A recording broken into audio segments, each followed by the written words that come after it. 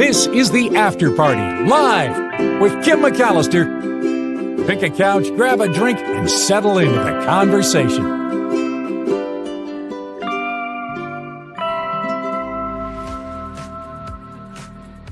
Hello, it is the After Party live on a Waterfall Wednesday, and thank you for being here. I'm so grateful to everyone who took the time to email yesterday pictures of the moon, got some really nice messages, and so I wanted to share those photos with you. Wes, I still did not get your message, so I don't know what happened, but it is lost in translation somewhere out in the internet highway. I don't know where it went, but I would show it if I had it, and so I will show those that were successfully transmitted. So we know that we had this one yesterday. This one's from Susan, the eclipse as seen from Santa Rosa. I have this one as well. This is pre-eclipse, the moon in the sky. You can see it right there above the trees in the most beautiful look. This is from, oh man, of course now I I'm don't know who it's from. Who is it from? This is from Nancy. Thank you, Nancy. I'm sorry. Nancy sends this pre-eclipse photo. Beautiful clouds in the sky lit up by the moon. Just gorgeous there. And I got a picture of the eclipse from Monterey. That's a really good one. The picture is skinny, but you can definitely see it. This is from Bonnie. Bonnie sends it. She was forwarded this picture from a friend in Monterey who took this picture of the eclipse. So from Santa Rosa to Monterey, we got our eclipse pictures in. And if I ever get the one from Florida, I will send you that one too. But thank you, Bonnie. Thank you, Susan. Thank you, Nancy, for taking the time to send those photos in and allowing me to share them with everyone. I really appreciate it. I do have some video. It is the live nest cam of our bald eagles eggs, and that they laid this season, and the eggs were not successful, and now we have a second clutch of eggs. They have managed to do it again. So second clutch of eggs this year, and hopefully they'll have a little more success this season. So this second egg arrived just before 6 p.m. last Friday. The Friends of Big Bear live stream still going. Super exciting to be able to see this. It is the fourth egg this season. The first two gone. The second two, again, hopefully they'll have better luck this time. But we're back on the egg watch with Jackie and Shadow, and hopefully we'll see the next little eaglets in the nest soon. It's possible there could be a third egg. We don't know if there might be a third egg coming, but people are watching this closely to find out if there may be more than two. So, I think it was predators that got the first two eggs. The first two eggs are a no-go. So now we've got the second two, possibly three at Big Bear. And they're I don't know if that's Jackie or Shadow, keeping them warm. It's beautiful. Also, speaking of nests and eggs and such things, this is exciting news as well. Because for the first time in more than 100 years, California Condors might be tending to their first egg in the northern region of California in more than a century. The existence of this egg has not been confirmed by biologists yet, but the way these birds are acting, their behavior would indicate there's an egg, that they have some offspring ready to roll. These condors, if this is true, would be tending to the first wild egg in this region in more than a century. It looks like from their behavior that they're taking turns with incubation duties. So maybe, according to scientists, this egg could be tucked into a redwood tree in a remote part of the Redwood National and State Parks. They suspect the egg was laid early last month in February. So if that's the case, it would be halfway through its 2-month incubation period. These are the largest land birds in North America. They've got a wingspan up to 10 feet. Now they've had eggs. They've successfully nested in other parts of our state since a huge conservation effort began to make sure that the species doesn't go extinct. But this nest would likely be the first in 100 years in the far northern part of our state. And this is an area where scientists only recently started releasing captive condors into the wild here. So this is pretty exciting. This nesting pair is part of the 26 captive bred California condors released in Humboldt County since 2022 through the Northern California Condor Restoration Program. This is a really cool partnership between the Yurok tribe and the Redwood National and State Parks. So the female AO is called Ne Gem, which translates to "she carries your prayers." And the male, A1, is Halal Hulet, which means "at last I or we fly." Both of these birds are about 7 years old. They have GPS trackers on them, and that's how scientists know they have been keeping tabs on these birds since they were released. In recent weeks, they say they've noticed changes to the birds' flight patterns and other behaviors that strongly suggest that they've started caring for an egg. Telling the Chronicle, as soon as we looked at the data closely, we said, this is what we're seeing for sure. There really isn't anything else this could be. That's from Chris West, a biologist with the Yurok Wildlife Department, talking to the San Francisco Chronicle. So first time in more than 100 years, thanks to the release back into the wild of these California condors. And it looks like they're doing what they do in nature. That's success. Well done. Here's another animal story I have lined up for you today. This is a rendering of a creepy yet extraordinarily large salamander. Headline on Popular Science calls it a bizarro salamander ancestor and a real oddball. It's called the Tanica amnicola, and it had this really strange jawbone. They say there's quite a few animals that are considered living fossils today. This once thought extinct prehistoric coelacanth has continuously swum through the Earth's ocean since the time of the dinosaurs. We have the horseshoe crabs that exist in fossil records and today, right? And this Tanica amnicola was last seen 275 million years ago. Very strange feature. Paleontologists, when they first saw it, thought they were looking at some kind of aberration. When they first saw the jawbone of this thing that's kind of salamander-esque, found it in a dry riverbed near the Amazon forest in Brazil. They said the jaw has this weird twist that drove us crazy to figure it out. We were scratching our heads for years, wondering if it was some kind of maybe deformation or something. That according to paleontologists at Chicago's Field Museum. They published a new study on this in the Proceedings of Royal Society B. They say, no, this Tanica's odd jaw was part of its evolutionary package. And they now have 8 other specimens to prove it wasn't a deformity, it wasn't a one-off. Tanica, which means jaw in a local indigenous Guarani language, was an early 4-legged vertebrate or tetrapod. It remained in the stem tetrapod camp. They didn't know that it survived in the length of time that it did. They think it was kind of like a modern day platypus, which has retained egg-laying abilities over millions of years. It's kind of a mammalian oddity, right? Then there's Tanaca's mouth.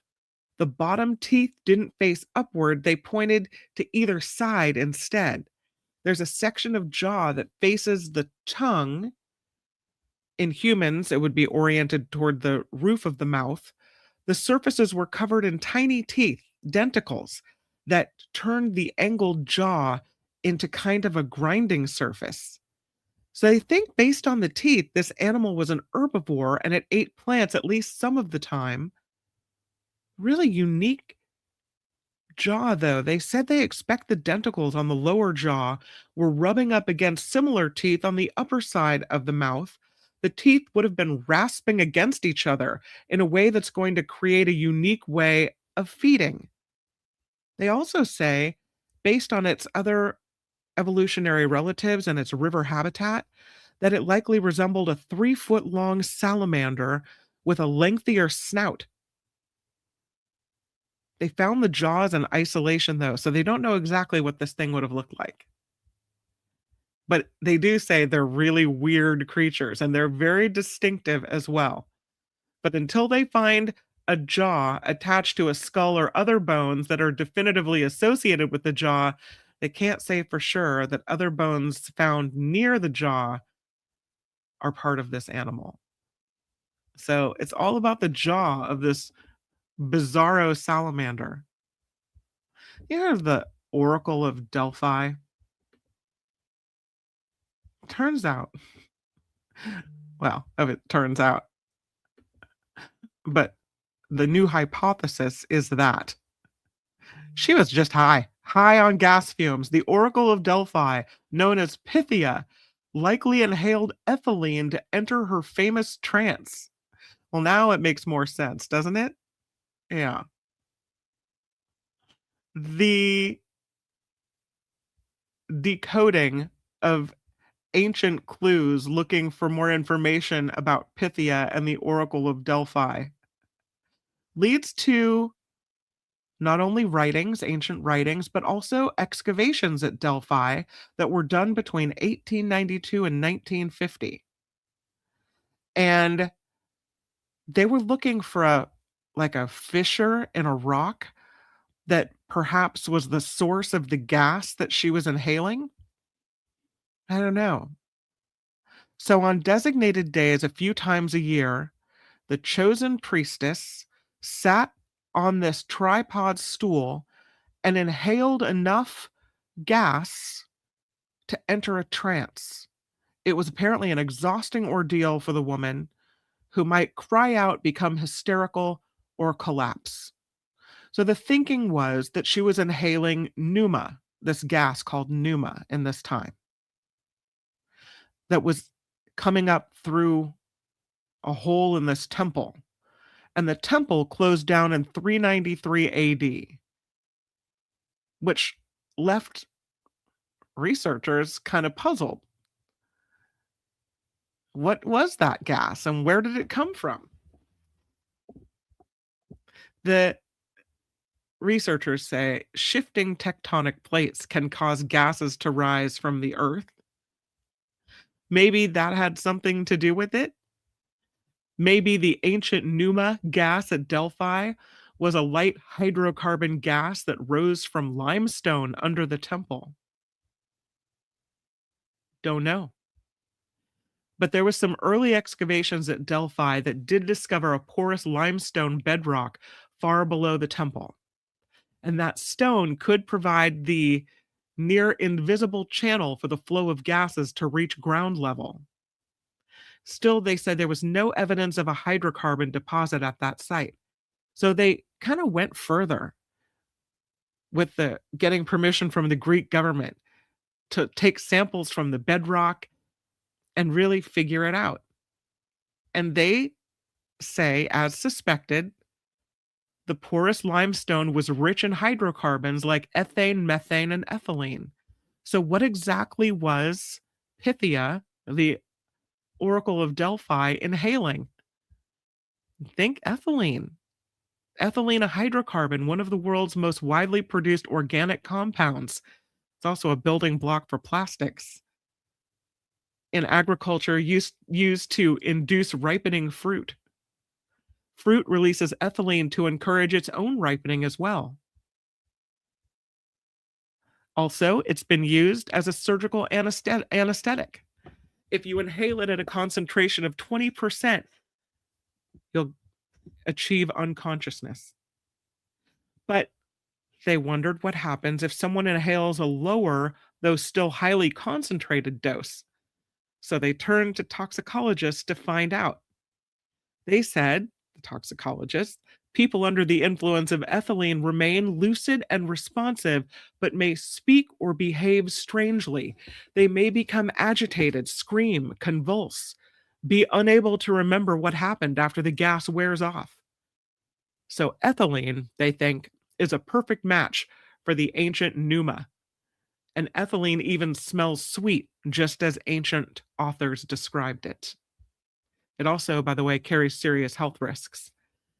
Inhaling that gas shortened the priestesses' lives, could even kill them on some occasions.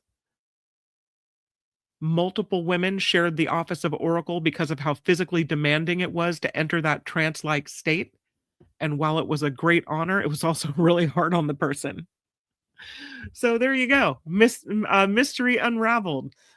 The Oracle of Delphi, Pythia, was high on ethylene. And now we know. This story on AI and education. And the worry has been, when all the AI stuff first started becoming more accessible and available, that somehow it was going to be used for kids to cheat. And that was the big worry. There's a news article in Popular Science today that talks about the greatest risk of AI in higher education not being cheating, but the erosion of learning, which happens when you cheat, right?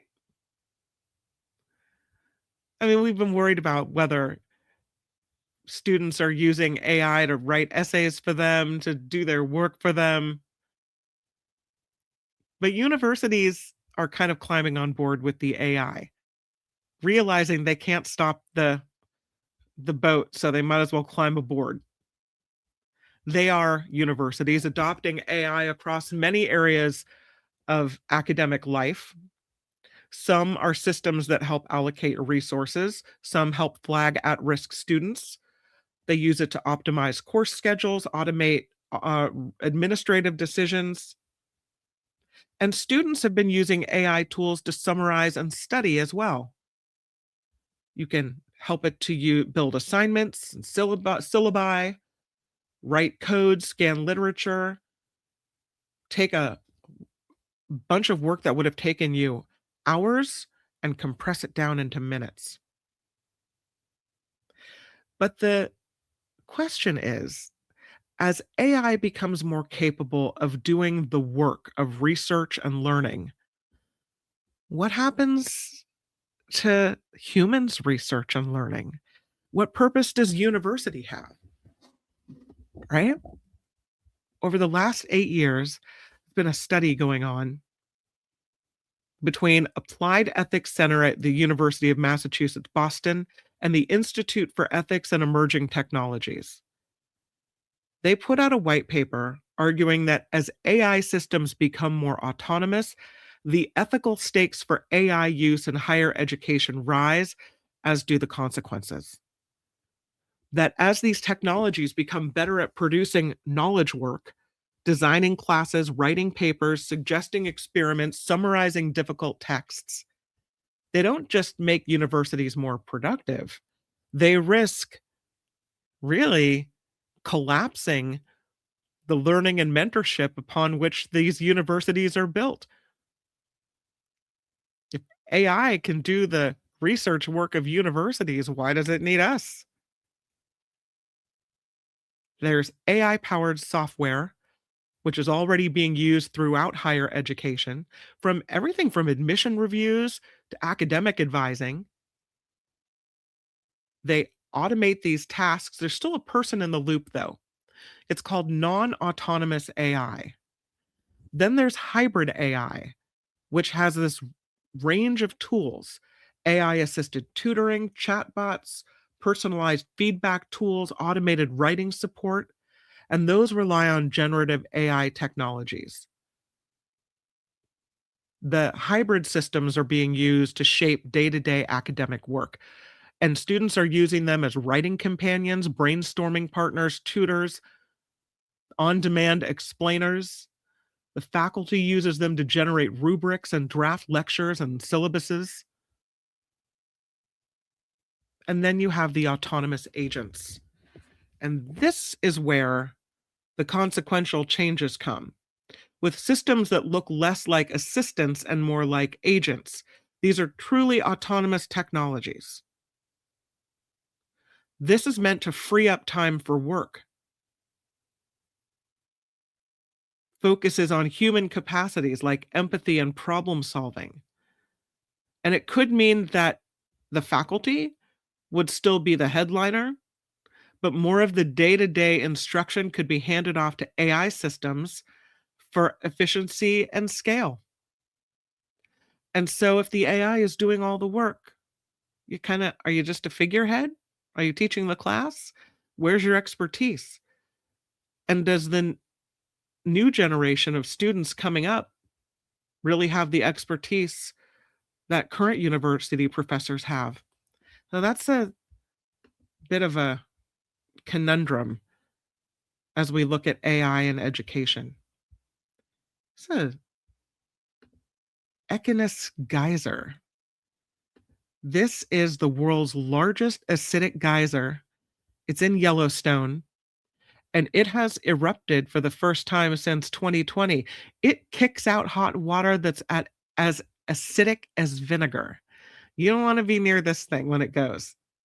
But it is erupting for the first time in 6 years, part of the very active Norris Geyser Basin in Wyoming. Last month, it started spewing out acid and water up to 30 feet in the air. This is the hottest, most dynamic region of Yellowstone National Park. And this acid geyser, like Echenis, is considered rare because acidic water is usually powerful enough to break down the rock that makes up a geyser's plumbing system. But in this case, the acidic water composition comes from the mixing between acidic gases and neutral waters. So there's not enough acid in the water to eat away at the rock. USGS says this very unusual water chemistry creates interesting formations of composition and color. You can see the weird colors there on the screen. The red color that surrounds the geyser pool and the silica-covered spiny rocks come from iron, aluminum, and arsenic. This geyser, the Echenis, is about 66 feet across. They say since the acid isn't concentrated, it's not particularly dangerous. It's like orange juice or vinegar, that level of acidity. But the water temperatures can be more than 200 degrees Fahrenheit. So they say visitors should be really, really cautious. This area, the Norris Canyon, the Norris Geyser Basin, is also home to the tallest active geyser on Earth. It's called the Steamboat Geyser. They think this one, the Echenis, though, was mostly dormant except for occasional eruptions until 1948. During the 1970s, it erupted in regular 40 to 80-minute intervals before becoming more extreme in the 80s and 90s, where these eruptions could sometimes last an hour and a half. But then in the early 2000s, things at Echenis started to wind down. The activity became much less common. The temperatures cooled. It came alive in 2017, spewing about every 2 to 3 hours, and then it stopped. By 2020, there was only 2. And this year marks the first eruption since that 2020 eruption. In February, the surface of this geyser became agitated and it started releasing more water down the runoff channel. And by February 16th, the eruptions began repeating every 2 to 5 hours, lasting 2 to 3 minutes. The water levels reaching 20 to 30 feet high. That's the same pattern from 2017. They have a temperature graph on the Yellowstone Volcano Observatory website, you can kind of see how hot the water is and what's happening during the surges of this. They don't think these eruptions will last into the busy summer tourist season at Yellowstone, so it's interesting that it's happening now. See it while you can there. Here's another story about people finding a long lost work of art. It's called The Vision of Zacharias in the Temple.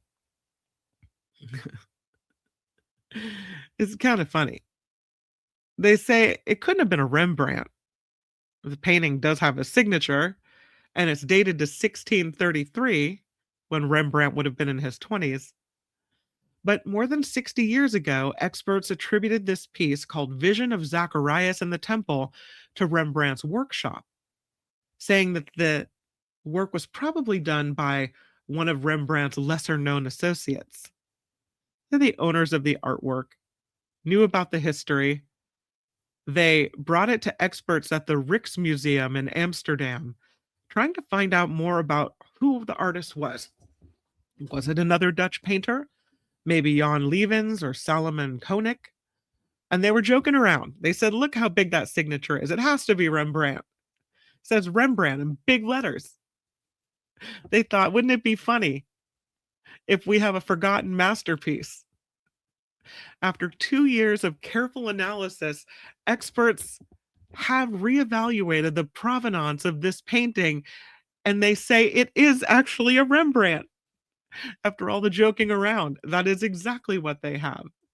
The artwork illustrates a passage from the Gospel of Luke, where the archangel Gabriel tells Zacharias that he and his wife will have a son, John the Baptist. They say the angel isn't shown in the painting, but the light shining from the upper right corner heralds his arrival. Last time art scholars studied this artwork up close was in the 1960s, when they removed it from Rembrandt's official oeuvre. I don't know what that is. The father of the current owners purchased it the following year, and then in the decades that followed, scholars said it wasn't an authentic Rembrandt. But none of those people that said that actually studied this painting firsthand. No art historian had laid eyes on this picture since 1961. It was mistakenly excluded from Rembrandt's oeuvre since the mid-20th century on the basis of, it must be his body of work, based on the evaluation of using photographic reproductions rather than first-hand examination. So the current owners take it to the Rijksmuseum, trying to figure out more about the origins of the painting. And they started working with an art restoration expert to conserve the piece. And they wanted him to be able to reference other works by the same artist. So if it wasn't Rembrandt, then who was it? And they knew that Rembrandt had been ruled out years ago. But when the art restoration expert saw the pictures of this painting, he thought, this is an exception. Bring it to the museum right now. I need to see it. They looked at the painting materials using dendrochronology and found the wooden panel dated to between 1625 and 1640, which matches the date on the piece of 1633. It's about 23 by 19 inches. The pigments are consistent with other Rembrandt works. Everything was the same. What really made them think this was a Rembrandt, though, is the very close examination and comparison of the brush strokes, the buildup of layers, the things about this painting that has no one doubting that it's a Rembrandt. They did a close analysis of this painting technique and layering process, which supports the attribution of it being a Rembrandt. They used macro scans and found compositional changes characteristic of Rembrandt's work. So, assuming all of these things are correct, Rembrandt would have painted Vision of the Zacharias in the Temple near the beginning of his career, when he'd recently moved to Amsterdam. Then he spent time creating portraits which generated some profits. Sometimes they say with Rembrandt's portraits, you feel he's producing in quantity. With this painting, you feel like he really put his soul into it. So far, experts haven't commented on the vision of Zacharias in the temple's price tag, although other Rembrandts have gone for millions of dollars. The painting is now on loan to the Rijksmuseum. And this month, actually today, it went on display for the first time in more than 60 years. So that's kind of exciting. You'd think you're told all this time it's not a Rembrandt, but his name's in the corner, and I don't know. Turns out, yeah, that would be a Rembrandt. I have a Lotto of the Day story to tell you about. This is from Michigan, and this is a lucky store. This is, if you're in Michigan, this is the store you want to buy your lottery ticket, where you'd like to buy your lottery ticket. The store sold its fourth lottery ticket worth over 100 grand within the space of 3 years. It's Borders Corner Store on East Pickard Road in Mount Pleasant, Michigan, where a Lansing woman named Kathy won $25,000 a year for life in a Lucky for Life drawing last month. She bought her ticket at the Borders Corner Store. She said it's impossible to predict when a retailer may sell a big winner, but Borders Corner Store has been especially lucky for Michigan lottery players. They have sold 4 prizes of more than 100,000 since 2023. That includes a $1 million jackpot from a scratch-off ticket as well. So Kathy from Lansing says her winnings will go toward buying a new car and saving for the future. $25,000 a year for life. She's 67. I don't know. I think I might take the full payout. I don't know how much the payout is instead of just getting your 25 grand for life. But well done. And buy the lottery ticket at Borders Corner Store. Maybe go out of your way, right? Here's one of these tricks. There are some businesses, some workplace, some employers that monitor your work from home status on the use of your keyboard and the activity going on your keyboard. This happened in the UK. There's a police sergeant who is a work from home police sergeant. And she was caught using a picture frame to weigh down the keys of her laptop to give the false impression that she was working from home. Busted. She used this trick, apparently, according to police, on the majority of shifts she worked in April and May of last year. An investigation was opened after data used by the force's professional standards department showed her keystrokes were significantly high. She admitted to using a corner of a frame to weigh down the keys so her laptop wouldn't go into sleep mode while she was having a period of challenges in her personal life. Sorry, no. Then go on a leave of absence. Further evidence found the number of keystrokes were between 3 and 8 times higher than colleagues in a similar role. The sergeant was dismissed without notice and barred from police and other law enforcement agencies after a hearing found her behavior amounted to gross misconduct. Superiors say it's extremely disappointing that an officer has behaved in a way which could not only discredit the police force, but undermine public confidence in respect for our duties and responsibilities. They say we know staff deal with immense pressure and high workloads, and this sergeant had some mitigating circumstances, but it is unacceptable for an officer to act in this deliberate, deceitful way by abusing the trust placed in her, making it appear that she was working when she was not working. I would think that if you put the frame on the corner of your keyboard, it's like a constant type, right? A constant key. I mean, yeah. No, they knew something was wrong. Nobody types that much, Sergeant, and she's out. All right. It is Waterfall Wednesday, and I do have a waterfall for you today. I found the 27 waterfalls of Jamagua on the island of the Dominican Republic. And I don't think that we have been here before. There are a lot of them. So I'd like to show you this incredible waterfall and then give you a little bit of the history. Here's a picture. Look at that. Wow, that's so beautiful. It looks magical. It's this rocky kind of cove with a waterfall spraying down into this beautiful blue pool. The history of Jamagua can be traced back to the indigenous Taino people. They were the ones that inhabited this region long before the arrival of the European explorers.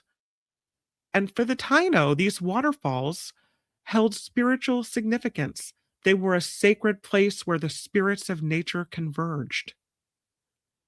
These cascading waters were seen as a source of life, reflecting harmonious relationship between the people and the natural environment.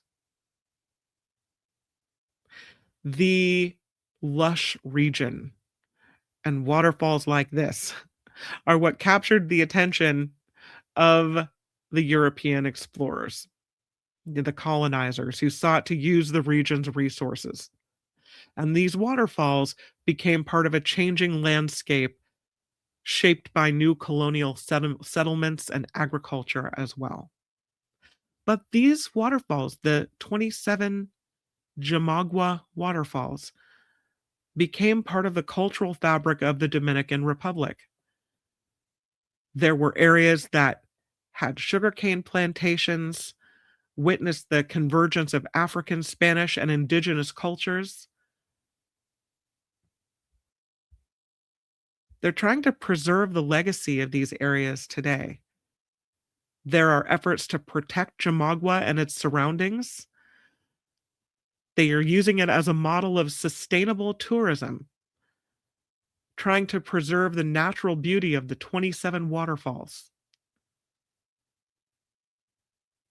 I was looking at the pictures of the 27 Jamagua waterfalls, and there are so many different trips there, and they all have a lot of rules about how you have to treat this area. Royal Caribbean has excursions to the Jamagua waterfalls, but you have to go with a guide. So I think they're trying to take care of this area, and you can see why. Just beautiful, incredible.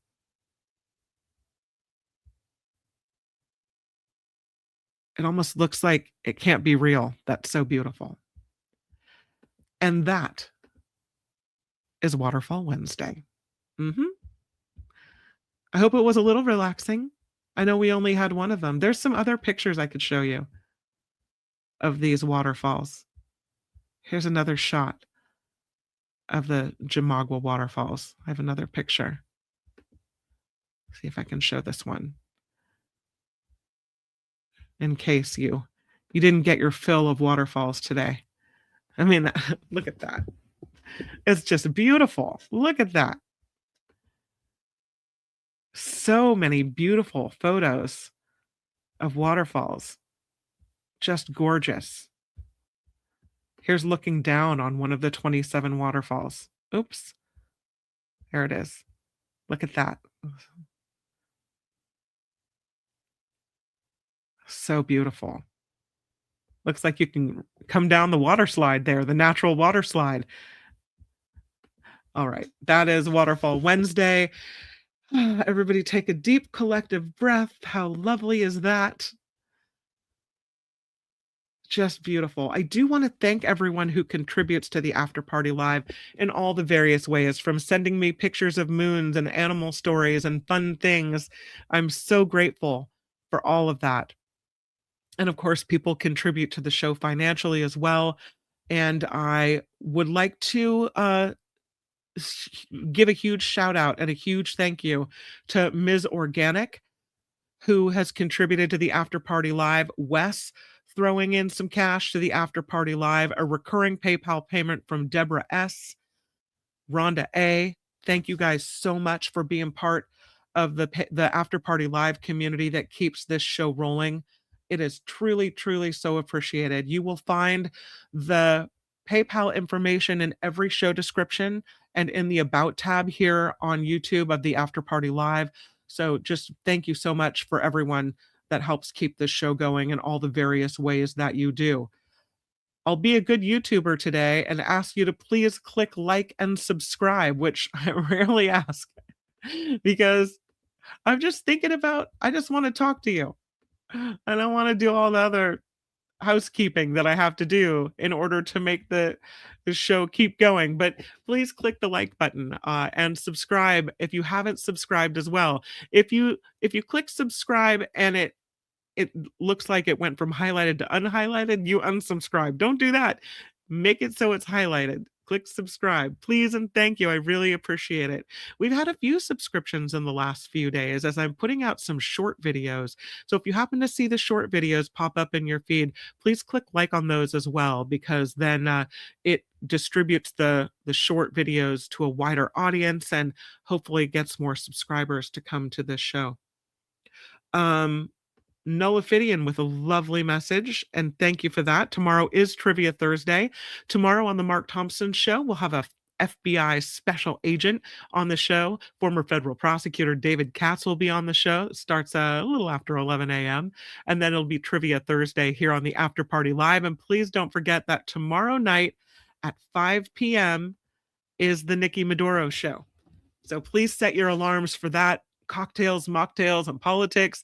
Great show, and I invite you to be a part of it. So thank you for that.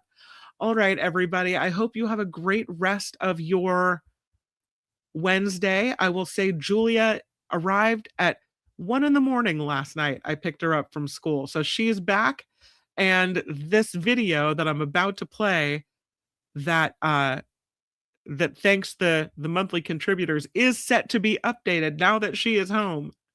So we'll be doing that. But between now and then, until we meet again, make it a great rest of your Wednesday, everybody. The After Party Live would like to thank the following contributors and viewers like you.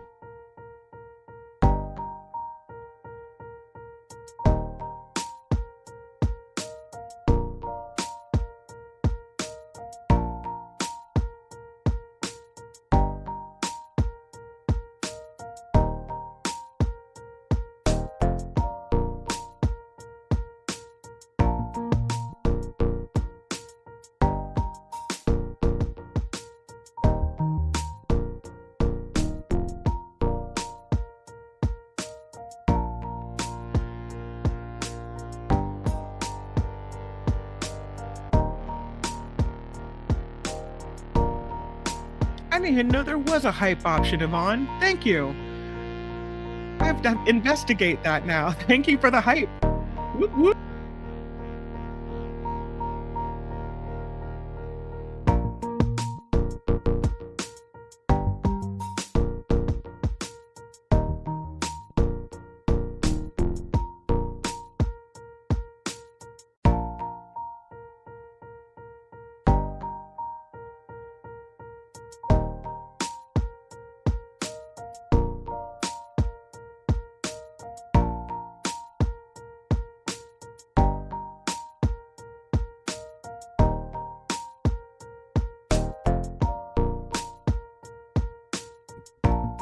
I don't know. We all asked Nullifidian.